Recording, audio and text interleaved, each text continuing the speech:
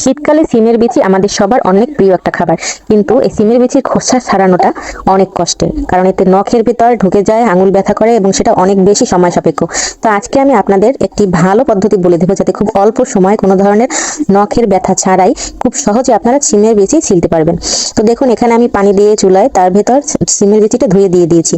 তো সামান্য যখন দুই একটা ব্লক আসবে, মানে পুরোপুরি পানিটা ফুটবে না, সামান্য একটু ফুটলেই তখন নাড়াচাড়া দিয়ে আমাদেরকে এই সিমের বিচিগুলো নামিয়ে ফেলতে হবে। এবার দেখুন কত সহজে এবং খুব তাড়াতাড়ি সময় কিন্তু এটা খোসা থেকে ছাড়িয়ে নেওয়া যাচ্ছে। এতে কিন্তু আঙুলের ভিতরে ঢুকছে না এবং বেশি সময়ও লাগছে না। তো দেখুন আমি কত তাড়াতাড়ি খুব অল্প সময়ের ভিতর এটা ছিলে নিতে পারছি। তো দেখুন আমার সিমের বিচিটা ছেলা হয়ে গিয়েছে এবং এটা কিন্তু নরম হয়ে যায়নি বা গলে যায়নি, এখন অনেকটা শক্তই আছে। এজন্য পুরোপুরি ফুটানো যাবে না, অল্প ফুটালেই হয়ে যাবে। প্রথমে আমি চুলায় একটি প্যান বসিয়ে দিলাম। তো এরপর দিয়ে দিচ্ছি তেল। তো তেলটা দেওয়ার পরে এবার আমি পেঁয়াজ কুচি দিয়ে দেব। পেঁয়াজ কুচিটা হালকা ব্রাউন কালার করে ভেজে নেব। তো দেখুন পেঁয়াজটাকে হালকা ব্রাউন করে ভেজে নিচ্ছি। তো ততক্ষণে এই যে আমি এখানে মুরগির পাখ না, তারপর পা, চামড়া মানে রোস্ট করেছিলাম। তো তারপর যে বাকি অংশগুলো ছিল সেগুলো কেটে ধুয়ে ভালো করে নিয়েছি, আর ছোট ছোট করে আলুর টুকরো করে নিয়েছি, আর সিমের বিচিগুলো খোসা ছাড়িয়ে নিয়েছি। তো এদিকে আমার পেঁয়াজটা কিন্তু অনেকটাই ভাজা হয়ে গেছে, এর বেশি আর ভাজবো না। তারপর দিয়ে দিচ্ছি অল্প একটু করে পেঁয়াজ বাটা। পেঁয়াজ বাটাটা দিয়ে ভালো করে নেড়ে চেড়ে নিলাম। এবার দিয়ে দিচ্ছি প্রায় 1 চামচের মতো আদা বাটা। তো আদা বাটা দিচ্ছি, আর দিচ্ছি 1 চা চামচ রসুন বাটা। যেহেতু এটা ফ্রিজে রেখেছিলাম তাই এখন একটু শক্ত আছে, কিছুক্ষণ নাড়াচাড়া করার পরে এটা মানে ঠিক মতো ভাজা হয়ে যাবে। তো কিছুক্ষণ নেড়ে চেড়ে ভালো করে ভেজে নিতে হবে, যাতে মশলা থেকে সুন্দর একটি স্মেল আসে। দেখুন আমার মশলা কিন্তু অনেকটাই ভাজা হয়ে গিয়েছে, সুন্দর একটি স্মেল বের হয়েছে এবং কাঁচা কাঁচা যে পেঁয়াজ রসুনের ঘ্রাণটা থাকে সেটা কিন্তু আর নেই। এখন আমি দিয়ে দিচ্ছি 1.5 চা চামচ হলুদ গুঁড়া, আর দিয়ে দিচ্ছি 1.5 চা চামচ মরিচের গুঁড়া। আমরা যেহেতু ঝাল বেশি খাই, তারপর আমি এরপরেও কয়েকটা কাঁচামরিচ দেবো। তো আপনারা যে যেরকম ঝাল খান সেরকম ঝাল দিতে পারেন। তো মরিচের গুঁড়া দেওয়ার পর এখন ভালো করে নেড়েচেড়ে নিয়ে নিচ্ছি। ভালো করে নেড়েচেড়ে মিশিয়ে তারপর ভালো করে কষাতে হবে।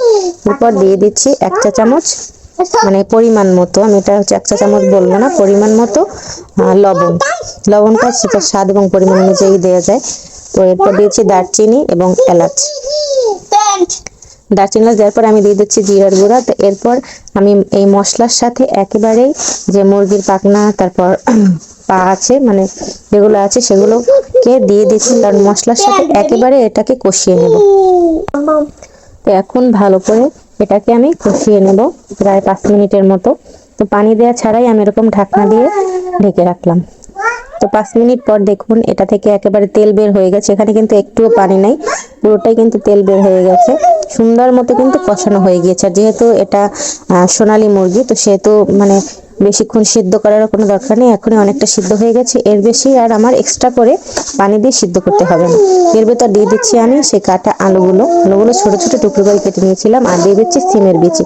এটা আলু দেওয়া ছাড়াও শুধু সিমের বিচি দিয়ে আপনারা রান্না করতে পারেন। আমি যেহেতু আলু পছন্দ করি সিমের বিচির সাথে খেতে, সেহেতু আমি আলু দিয়ে দিয়েছি। এবার এটাকে ভালো করে নেড়ে চেড়ে একসাথে মিলিয়ে নিতে হবে। আমি ভালো করে সবগুলোকে ভালো করে নেড়েচেড়ে মিশিয়ে নিলাম। এরপর আমি এর ভিতর দিয়ে দিচ্ছি পানি, যতটুকু দরকার পানি সিদ্ধ হওয়ার জন্য ততটুকুই দিয়েছি। পানিটা দেওয়ার পর ভালো করে নেড়েচেড়ে নেব। এরপর একটি ঢাকনা দিয়ে আমি এটাকে সিদ্ধ করার জন্য রেখে দেব।